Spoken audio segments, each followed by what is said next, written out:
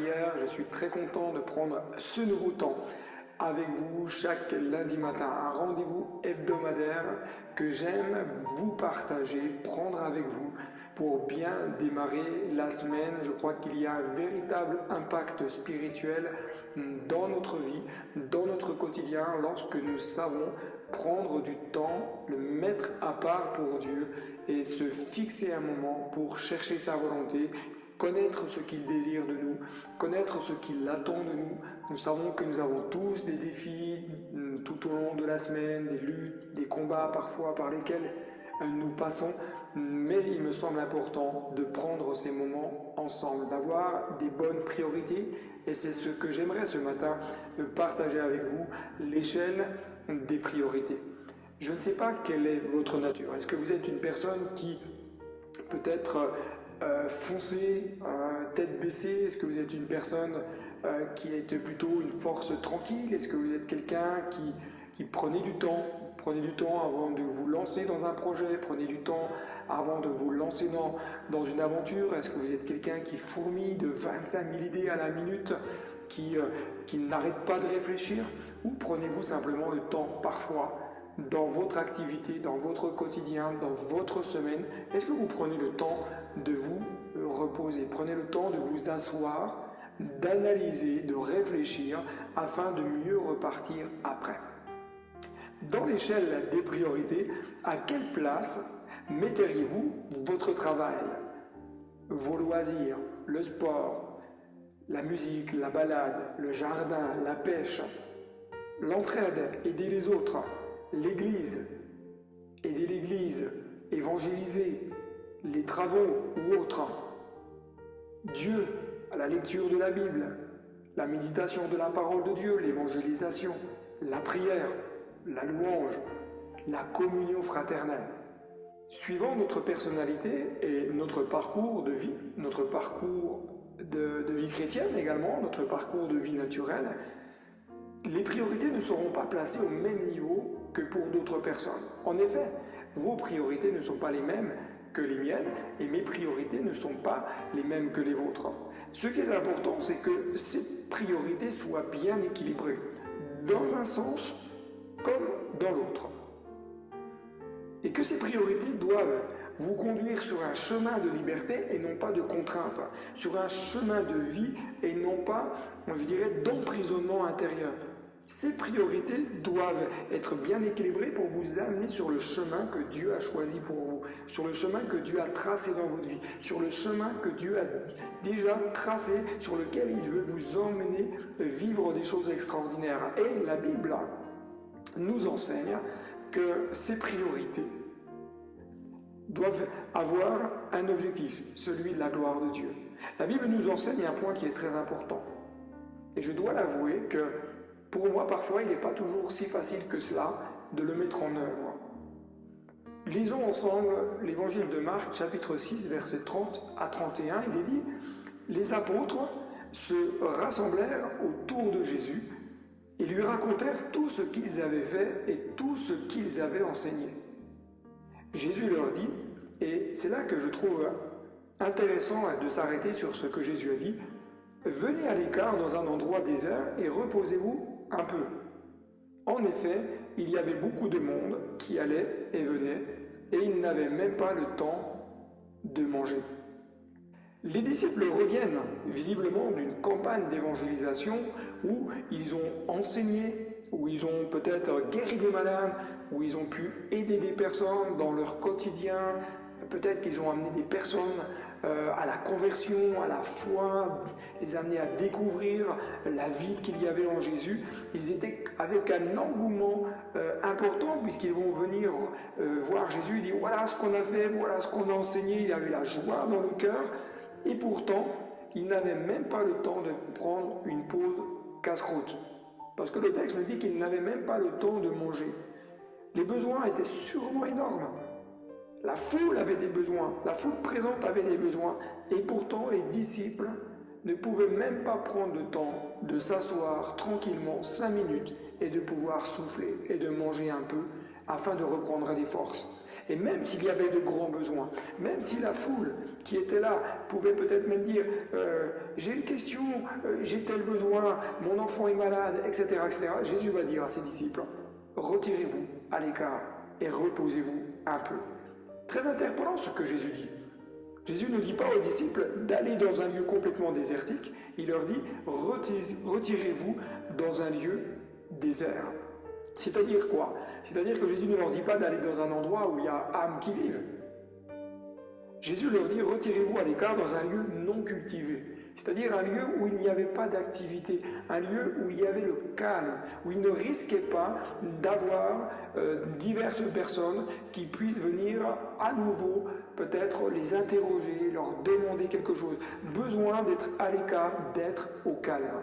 Même dans le service pour Dieu, même dans ce que nous faisons pour Dieu, nous devons apprendre, et vous devez apprendre, comme je dois apprendre, qu'il nous faut savoir aussi prendre des temps de repos et de calme, voire parfois de se mettre à l'écart. Il nous faut tous apprendre à avoir des moments où nous allons être à l'écart, c'est-à-dire nous éloigner de la suractivité, nous éloigner de tout ce qui pourrait nous oppresser, de tous les différents besoins qui sont autour de nous, mais également de nous éloigner de ce qui pourrait activer nos neurones. Tout ce qui va venir activer notre activité cérébrale, nous prendre au piège d'une suractivité. Écoutons ce que Jésus dit. Venez à l'écart dans un lieu désert. J'aime beaucoup ces paroles de Jésus. Venez à l'écart dans un lieu désert.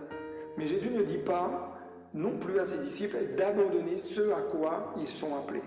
Jésus ne dit pas de dire prenez 6 mois de repos, 1 an de repos. C'est pas ce que Jésus dit. Jésus simplement invite ses disciples à savoir prendre un temps de repos dans le moment présent suite à un moment d'activité peut-être plus intense. Parfois cela sera facile de prendre des temps de repos. Parfois ce sera peut-être plus compliqué parce qu'il y a des obligations qui sont là et on est obligé d'y répondre. Des obligations qui vous conduiront peut-être à reporter à plus tard ce moment de repos. Mais dans tous les cas, je crois que la Bible nous invite à respecter cette règle du repos dans notre quotidien. Deuxièmement, prendre le temps de se reposer un peu. Donc il y a le temps de se mettre à l'écart, mais il y a aussi maintenant le temps de se reposer un peu. Quel était, à votre avis, le but de Jésus dans cette remarque? Son but était sûrement que ses disciples devaient apprendre à prendre du temps pour reprendre des forces, afin de mieux repartir demain. Parfois, on est toujours tête baissée, comme on dit, à la tête dans le guidon, et on continue, on donne, mais on ne prend même pas le temps nous-mêmes de se ressourcer, de reprendre des forces pour mieux repartir après. Parfois, il est plus important de savoir s'arrêter, de reprendre des forces, et on sera plus efficace après que de continuer à tirer, et à un moment donné, quand on tire sur un élastique, il finit tôt ou tard de toute façon par casser. Et certains, parfois, voient dans cette remarque de Jésus une forme d'argumentation légitime dans leur vie pour dire « Ah oui, non mais c'est mon week-end, moi je ne fais rien, je me repose ». C'est Jésus qui le dit, il dit « Retirez-vous à l'écart et reposez-vous un peu. Moi, c'est mon week-end, je me repose. L'église a besoin. Non, mais je ne peux pas. C'est mon jour de repos. Il faut impérativement que je prenne du temps pour moi. » Remarquez que Jésus a dit, reposez-vous un peu. Il n'a pas dit, reposez-vous 6 mois, 1 an, 2 ans, 3 ans. Le but du repos était de permettre à ses disciples de souffler suite à un moment où ils ont servi d'une manière intense. Lorsque je sers Dieu, lorsque je suis en activité pour Dieu, oui, là, il est important de dire, hop, je prends un moment, une pause, je vais souffler un peu, je vais décompresser un peu, et je vais mieux repartir. On a besoin des temps de repos pour faire descendre la pression, et besoin de temps de repos, je pense que les disciples ont pris ce temps pour aussi échanger entre eux, discuter, peut-être même, ils ont abordé la manière stratégique, comment ils pouvaient évangéliser, comment peut-être améliorer, comment peut-être mieux organiser la logistique dans leur déplacement. Es-tu fatigué? Alors prends un moment de repos dans ta semaine. Comment Eh bien, voici quelques pistes de réflexion que j'aimerais te laisser. Tout d'abord, prendre un temps de repos en coupant l'ordinateur. Tout ce qui est réseaux sociaux, Facebook, Snapchat, WhatsApp, Instagram, Twitter, coupe toutes ces choses-là. Et ne regarde peut-être que l'essentiel, les mails importants, mais prends le temps de fermer ton ordinateur. Est-ce que les mails que tu vas recevoir aujourd'hui sont-ils véritablement urgents? Les posts que tu vas regarder sur Facebook sont-ils véritablement importants? Ne regarde pas tes mails si ceux-ci ne sont pas importants. Autre chose, prends quelques minutes pour t'aérer l'esprit. Sors, prends l'air, même s'il pleut, même s'il neige, même s'il fait froid.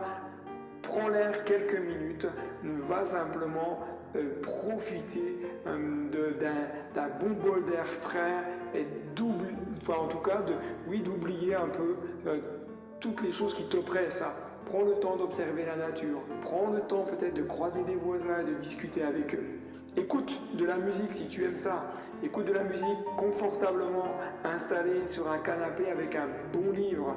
Prends le temps simplement d'écouter des chants de louange, des chants d'adoration, des choses qui vont venir nourrir ton âme.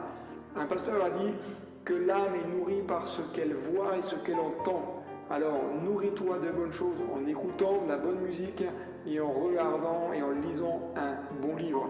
Prends le temps de prier. Parfois, vous savez, on a des temps de repos, mais nos temps de repos riment avec je ne fais rien et je ne prie pas non plus. Non, prends le temps simplement dans ce moment de détente, de repos, pour réfléchir sur Dieu, réfléchir qui il est. Prends le temps de lui exposer tes soucis, tes luttes, tes combats, peut-être tes difficultés à gérer ton agenda. Servir Dieu, vous savez, c'est un privilège. C'est un privilège que Dieu nous donne de pouvoir le servir dans son œuvre, quel que soit le domaine dans lequel nous sommes appelés à servir. Mais je crois que nous devons tous veiller à bien remplir notre ministère. Et cela ne veut pas dire courir dans tous les sens. Il nous dit de bien le remplir. Il nous dit de bien l'accomplir, de quelque part mettre du sens dans ce que nous faisons, dans ce que nous disons, afin que la gloire de Dieu puisse se manifester, afin que seule la gloire de Dieu puisse se manifester encore dans nos vies et que seul le nom de Jésus soit glorifié. Prenons un temps pour prier, chers frères et sœurs, aujourd'hui, dès ce lundi matin, pour tous ceux peut-être qui connaissent des temps de burn-out. Vous savez, il y en a plus d'un qui aujourd'hui frôlent le burn-out dû à une pression excessive dans leur travail, dans leur quotidien, ont juste besoin d'apprendre à gérer et à prioriser les choses, à remettre les choses dans le bon degré sur leur échelle de priorité. Prions pour tous ceux qui ont besoin d'être ressourcés physiquement, émotionnellement et spirituellement, et prions pour tous ceux peut-être qui ont du mal parfois à débrancher leur activité pour prendre un temps de pause afin de mieux repartir. Prions ensemble quelques instants et ensuite nous continuerons à prier pour d'autres sujets de prière. Seigneur mon Dieu, je bénis ton nom pour ces moments et ces instants de partage de ta parole, simplement qui nous invite, oui c'est vrai, à mettre du temps à part pour, Seigneur, nous déconnecter de toute suractivité, pour nous recentrer sur les bonnes choses, nous recentrer sur les priorités, nous mettre à l'écart, non pas pour tout arrêter, mais pour mieux repartir ensuite. Seigneur mon Dieu, alors ce matin, c'est peut-être un temps pour chacun et pour chacune de se mettre à part, un temps dans la prière ensemble, pour mieux démarrer la semaine. Un temps que nous voulons placer devant toi afin de te demander de nous donner la sagesse dans nos priorités, afin que nous puissions mieux structurer nos priorités, mieux structurer nos temps. Seigneur Jésus, aide-nous, chacun, chacune, tout au long de la semaine, à ne pas nous laisser gagner par toute une suractivité, mais aller à l'essentiel. Et comme le dit ta parole, de bien remplir notre ministère. Je te prie pour tous ceux peut-être qui sont en burn-out, tous ceux qui sont en suractivité, fatigués, émotionnellement, physiquement. Je veux te prier pour tous ceux qui ont besoin d'être ressourcés dans leur vie entière. Et je te demande de les bénir. Je te demande de les renouveler. Et je te demande de les encourager. Seigneur, merci et tendre ta main. Continuons de prier pour ces quelques sujets ensemble. Élevons la voix. Élevons la voix et commençons à bénir Dieu pour tout ce qu'il fait et tout ce qu'il va faire. Et prions pour tout cela. Alléluia. Prions pour les sujets de prière qui s'affichent en bas de l'écran. Alléluia. Merci mon Dieu d'étendre ta main encore et de manifester ta gloire, de manifester ta puissance. Seigneur notre Dieu, nous nous attendons toi ensemble. Oh Jésus, nous réclamons ta grandeur, nous réclamons ta puissance, nous réclamons ta grâce. Merci de bénir tes enfants. Merci de bénir, Seigneur Jésus, alléluia, tous ceux et celles qui regardent cette vidéo. Je te demande au nom puissant de Jésus de manifester ta gloire. Au nom puissant de Jésus de manifester ta puissance. Au nom puissant de Jésus, de manifester ton amour, d'intervenir. Relève celui qui est dans le burn-out. Relève celui qui est dans une fatigue extrême. Relève celui qui est découragé. Oh Jésus, alléluia. Louange à toi. Oh Jésus. Prions maintenant pour tous ceux qui ont besoin de repos physique, besoin de repos spirituel. Qu'ils puissent apprendre dans ces temps à se poser quelques instants et à laisser l'Esprit de Dieu peut-être venir se révéler dans leur vie et leur parler. Prions pour ceux qui sont malades, ceux qui ont des besoins, peut-être financiers, matériels. Prions pour la situation de notre pays, notre nation, notre France. Prions pour les églises qui ont tellement besoin du soutien de Dieu face aux luttes, aux défis qui sont là devant nous. Prions ensemble encore pour cela.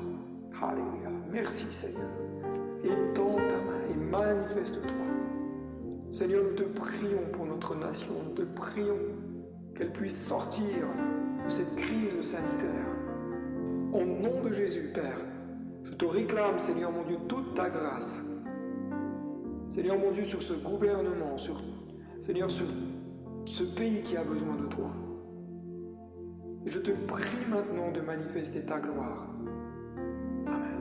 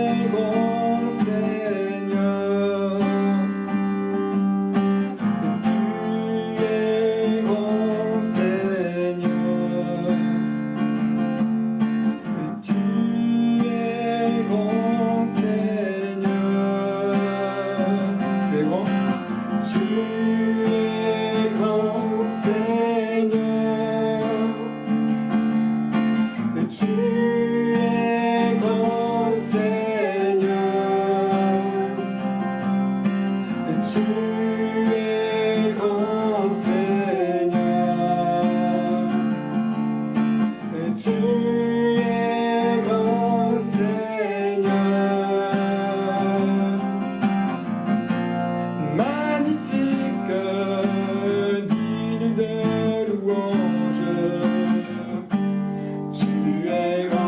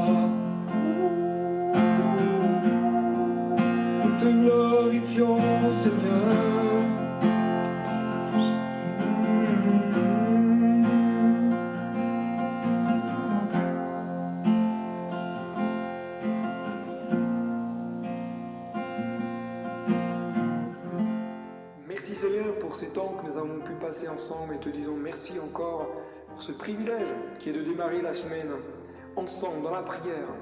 Seigneur Jésus, merci de bénir chacun et chacune, tous ceux qui ont regardé cette vidéo, peut-être ceux encore qui vont la visionner plus tard. Merci de les encourager. Merci pour les miracles, les prodiges, les guérisons et les délivrances que tu opères. Merci de souffler, Seigneur, ton esprit dans leur vie. Seigneur, qu'il y ait un impact tout au long de cette semaine à venir et qu'ils puissent prendre des temps de repos pour mieux repartir, pour mieux te servir demain et pour, Seigneur Jésus, accomplir et faire ce que tu leur demandes et de bien le faire pour la gloire de ton nom. Amen. Voilà, chers amis, nous arrivons au terme de ces temps que nous avons pris de nouveau ensemble et je vous encourage vraiment à savoir replacer les bonnes priorités au bon endroit. Que Dieu vous bénisse et je vous dis à très bientôt sur Pause Matinale.